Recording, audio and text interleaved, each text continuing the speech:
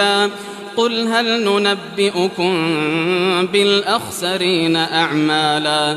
الذين ضل سعيهم في الحياة الدنيا وهم يحسبون أنهم يحسنون صنعا أولئك الذين كفروا بآيات ربهم ولقائه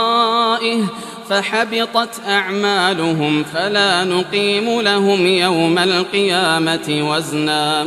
ذلك جزاؤهم جهنم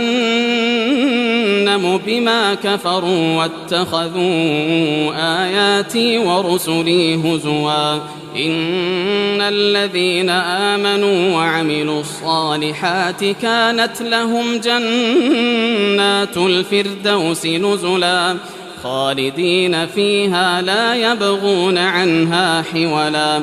قل لو كان البحر مدادا لكلمات ربي لنفد البحر قبل أن تنفد كلمات ربي ولو جئنا بمثله مددا قل إنما أنا بشر مثلكم يوحى إلي أنما